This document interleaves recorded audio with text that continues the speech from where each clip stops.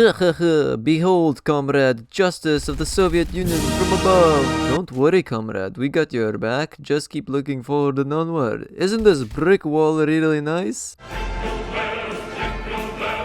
1942 PPSH41. Now you might ask, wait a minute, how come the identification designation is still 41, but the PPSH41 was mostly manufactured in 1942? And we'll get to that point in a minute. So please be patient, you low attention span zoomer.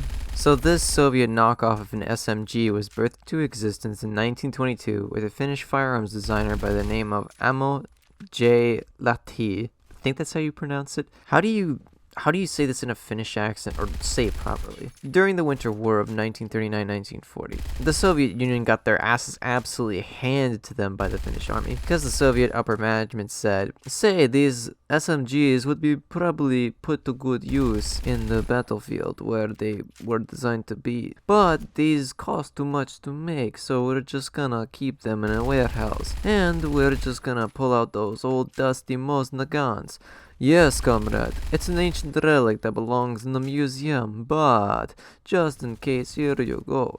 An old sniper from the First World War, where 90% of our soldiers died due to starvation and mismanagement issues. And we'll do it again, for the Union! So the Soviet Union declared, fought, and got creamed by the Finns. That's not gonna happen at long range. I'll keep it close.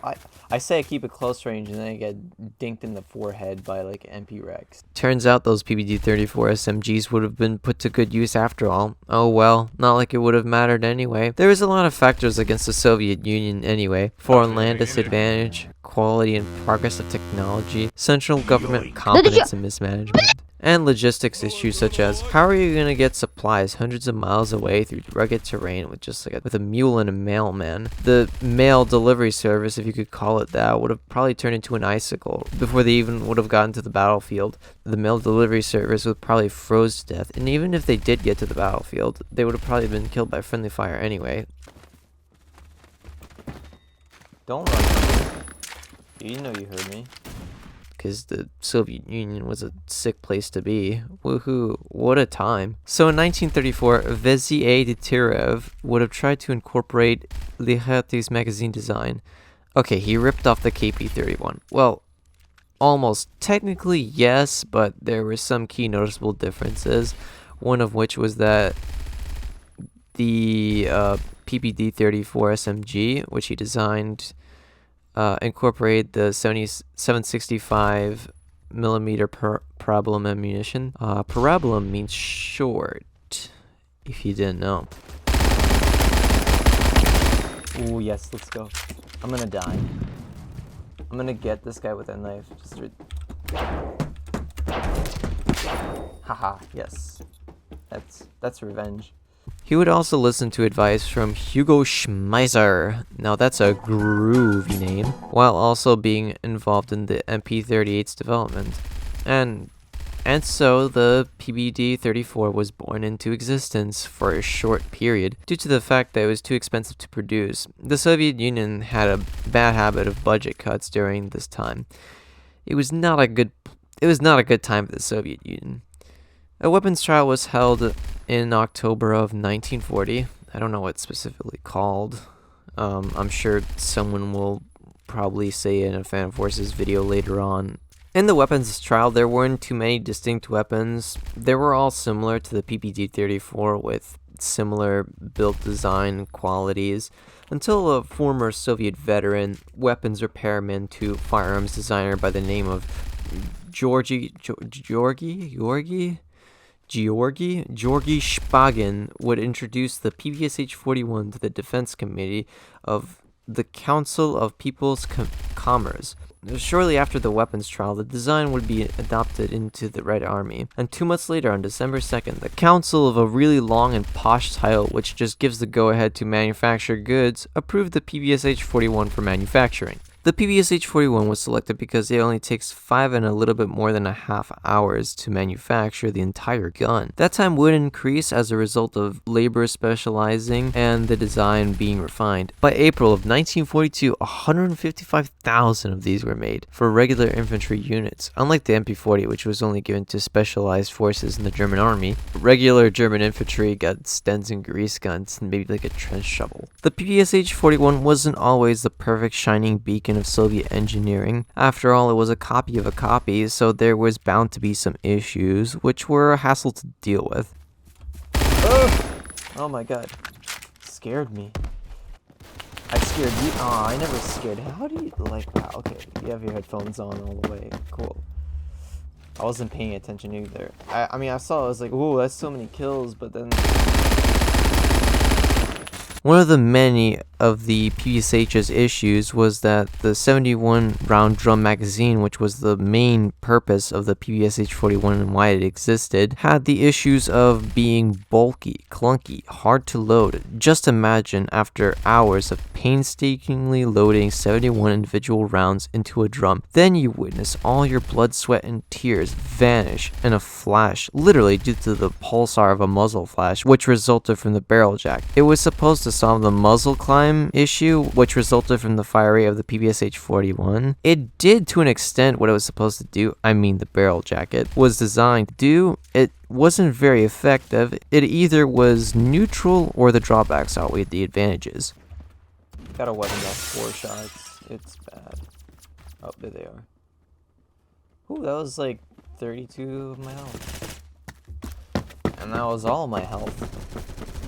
About that 71 round drum. In 1943, manufacturers tried to increase the thickness of the sheet metal which the drum was stamped of from 0.3 millimeters to 1 millimeter in thickness. There was also the fact that the drum was unreliable, jams and malfunctions were frequent with the drums, and not all drums were created equal, as almost all of the drums had finicky issues with compatibility. The issue would try to be resolved, and mostly was, with the 35 round box magazine in 1942. The PPSH41 would go on to serve in Germany, not the good Germany, the bad Germany that killed 60 million plus Jews, gypsies, disabled men, women, and children. Was a specific group, but they also killed any people who rebelled or just disagreed with the Nazi party. And we'll keep it at that. AKA Nazi Germany would capture many from the Red Army, and the captured PPSH41s would be converted to be compatible with the 9x19mm parabellum ammunition, where it was designated as the MP41R. It will also serve in China, where it was known as the Type 50, North Korea Type 49, Vietnam K-50M. I guess there was some cross-pollination between the People's Republic of the Asian region communist bloc, whatever that region is called. It doesn't, yeah, not being racist, knock it out. Also in Poland, Latvia, Estonia, Bulgaria, Georgia, not the state, the country in Europe, and surprisingly, well, not really, Afghanistan, Iran, Iraq, but this is a known history between Russian influence and the known region as the Middle East or Islamic region, where there was always problems. It's not really a big surprise. Just look at every single photo taken in Afghanistan or any history between Russian influence in the Middle East and American, like Middle Eastern wars like Afghanistan, Iraq, Iran, Kuwait, so on and so forth. And also, if you notice any photos of like fighting or news and stuff, you literally see AKs everywhere. It just shows how encroaching Russia was and still is till this day. Also, yeah, haha, Toyota pickup trucks, very funny. Toyota, let's conquer places. The PPSH41 would serve in 1939 to 1945, Second World War, the second coming of human atrocities. 1946 to 1954, one of many Indochina wars. This one in particular was between France and the Communist Chinese and Vietnamese. 1950 to 1953, Korean War. Hungarian Revolution of 1956. Vietnam War, aka the Second Indochina War of 1955 to 1975, 1991 to 2001 Yugoslav Wars, 2001 to 2011 Iraq War between Saddam Hussein, the dictator of Iraq at that time, and whatever he could cobble up inside the United States, 2017 to currently happening Syrian Civil War, and finally finishing off with the 2014 to 2018 war in Donbass, which was a war between Ukraine and Russia. It's a complicated geopolitical situation, but to summarize it, the region of Ukraine known as Donbass has become unstable due to self-identifying nationalities known as the Donetsk and Luhansk wanting to separate from Ukraine, forming their own countries, nations, you name it, and put it on a map. This is the Balkans don't like each other meme, so I'm not gonna go in depth into it. Like, as I'm getting a bunch of Balkans raging in the comments section. But your father is not. Like, if you've seen those memes, well, you don't want to know what Balkans. You don't want to know how Balkans debate. It's like a fucking spurgfest of nationalists. Russia, like the opportunist that it is, sent troops and supplies to the region in Ukraine known as Donbass to cause quite a ruckus, like it always does, so it could destabilize its foes, and I'll leave it at that. I'm not a history channel, nor Vox. There's actually way more wars that PPSH was involved in, but it will take me a long time, and the information is available on the Wikipedia article. So if you want more information, visit the Wikipedia page on the PPSH41, and I'll end the brief history here before it becomes too long and a mess. In game, the PPSH41 is unlocked at a nice and not so lofty rank of 92. It deals 25 damage per bullet at 60 studs, tapering off to 19 DV at 120 studs though. It does have an offer of, hey, this fires at 1,000 rounds per minute fire rate in full auto, and 71 in the magazine, and a 213 in reserve of ammo capacity. So it's quite the negotiator, but I've heard from many PF YouTubers say in their videos that it's a shadow from its former Obra's glory. Let me state that you will get outgunned by an MP5 nerd, or an Uzi Vert, or a Chris turd. You may have a chance against a Rama 1130 user, but it always tends to be a rare breed of Phantom Forces autist. Hard to find in the wild, and it's a Rema 1130. Who the fuck uses this thing? Yeah, let's hope this motherfucker who uses this gun doesn't go Joker. Okay, that would be a bad day on the server. You'll be blasted by shotguns at close quarters and dinged by recon main nerds at long quarters. Oh, that was such bait. Holy shit, this is why I never squad deploy, cause you always like want to end up getting like collided or something. Suicide kill. What the fuck?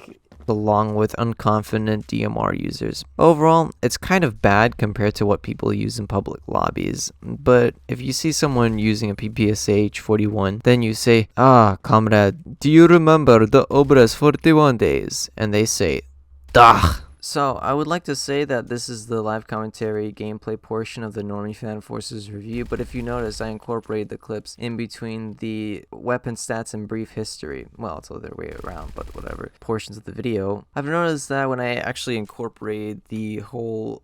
Well, I would like to emphasize the whole length of the live commentary gameplay along with the brief history and the weapon stats segment of the video. It becomes ridiculously long. Sure, by far it's the easiest segment to make, but when the average zoomer sees the 25 to 40 plus minute video, it's like, who's got the time for this? Sure, it's a niche and that's a cool thing to have, but it adds too much time. YouTube prefers a good balance of 16 to 18, maybe if you really want to push it, 20 minutes of watch time, which is what's favorable to the YouTube analytics. If you have a longer than 20-minute video, and it's too long, it won't be noticed by the YouTube analytics and your video is not going to get picked up. I've also noticed a trend, quite a worrying one at that, where PF clips are more popular than your typical generic PF YouTuber commentary, where a Phantom Forces YouTuber like Godstatus, Petrified TV, Oscar the Pro, whatever, you name it, reviews a gun for like 16 to 18 minutes. Unfortunately, it is bullshit that content creators have to adapt to a TikTok-style content format, but hey, that's the nature of the beast. You either stick to your ways and you are stubborn and you die in relevancy, or you try to cut a smaller portion in the attention pie and get something in return. Because at the end of the day, it is going to really sound out of character for me to say, but growth in numbers is better than stagnation. I'll probably explain in another video. If I don't, let me know in the comment section. But for now, get out of here. Goodbye.